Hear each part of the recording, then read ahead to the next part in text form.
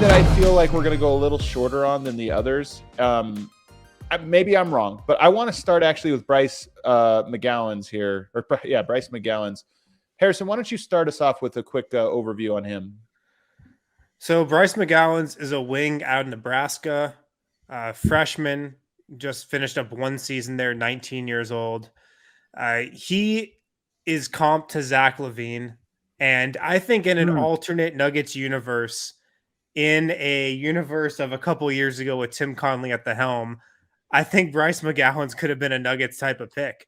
I mean, I feel like he's kind of got some RJ Hampton vibes to him, thinking back to that draft. Bryce McGowens, he's got a ton of he's got tattoos. This is a tattoos comp. I know it. No, it's not at all. But Bryce McGowens, the number one thing about him, he is just like a prototypical wing scorer. He's got a ton of scoring upside. Yeah. Like I said, in that Zach LaVine mold, he's really long and athletic. He can get into the lane. He can finish. He's got great like ball handling, plenty of moves in his bag, a deep, deep bag. And he's a scorer. He can score from three, although he didn't shoot a great percentage last year at Nebraska. He's going to have a really good shot in the NBA. I feel like he can pull up out of a pick and roll and rise and fire from the mid-range. He can get to the rim too, and he's got great bursts. So he is projected to be, I think, if everything pans out for him, just a really versatile offensive guy that can score from three, that can score from the mid-range, and can get to the hoop as well. And the other thing about McGowens and just his offensive game, he drew a ton of fouls last year at Nebraska. He had a 49.1 free throw rate as a freshman, which is crazy high. He's just like this fearless driver who seeks out contact. He had 10 games with 8+ free throw attempts, and he knows how to sell a call as well. So if everything pans out for him, he could be a really versatile, just effective offensive player. What's your scout, Eric? I liked him all right. Like to me, his shot was very slow, which is something that always really bothers me. And he also, his shot starts from his chest, which is also feels like it's going to get blocked a lot. Like he's going to need to get a little bit more space than maybe he's going to just naturally get in the NBA. He's the one that I watched the least amount of. Like I watched him for a little bit and I was like, I don't know, man. He just seems like a little bit rough to me. Like his handle is interesting. Like he's got a little bit, like what you're saying, his bag is there, but it's also a little sloppy. Like he was doing a lot of like behind the back dribbles that he was sort of like throwing into the lane and felt like it would be easy to steal and pick off. So, I mean, I'm intrigued a little bit. Like this is the guy that I was the least interested in. The three that I was looking at. He's the type of guy that you watch him for just like 5 minutes, and you're like, okay, I know what this guy's about. Yeah, he might be the easiest one in that regard. I mean, people kind of know me and the type of guys I like and dislike. This is clearly a type of guy I dislike. Like he is a pretty zeroed in scorer. What I mean by that is I think he sees the basket first, second, and third and kind of reads the court after that. He is a really talented scorer, and I think sometimes we can take for granted how many skills it takes to be a talented scorer. And what I mean by that is like he's got body control, he's got coordination, he's got touch, he's got good form, he's got all of those things.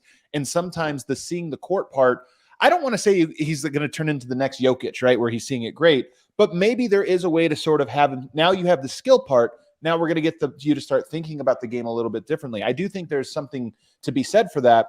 Whereas guys that see the game but don't have the skill, that's really hard to teach. Like guys sometimes just don't have the body control or coordination, and I don't know how you gain that. So he has that. But that being said, his strengths are the ones that I personally value the least, especially when we talk about the Denver Nuggets. Like they're not struggling to score, and they have plenty of guys that are going to score less than what they're capable of. And the worst part for me is some of his defensive lowlights. They remind, who was it we had the other day? I've already forgotten the name. Who we were like, man, it's not just that he's bad on defense, it's that he doesn't appear to care. It reminded me of that. There were some lowlights in that one where you're like, man, that only happens if you don't care about defense. Yeah, who was that? The guy that like we were like super impressed with. God, who was that? I'm with you. I can't remember a goddamn single name. You're gonna have to give me something else there. Was it Jaden Hardy? Maybe it might have been him. Yeah, I think it was. That sounds right. Oh, yeah. We've got some great defense. Stars. Yeah, defense is definitely one of his weaknesses, as is passing and playmaking. He's got a ways to go to be a good defender. Like he has the tools in theory. 6'6.5" with a 6'9" wingspan. Really good measurables for a 2. But yeah, it just doesn't look like he really cares about defense at this point.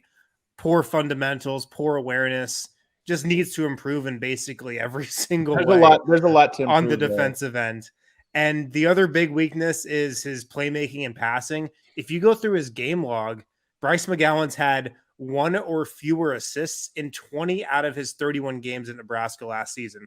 So super low assist guy, doesn't really pass, doesn't really set others up. I mean, his role was to score at Nebraska, but still, I mean, you would want him to be able to pass the ball a little better than that.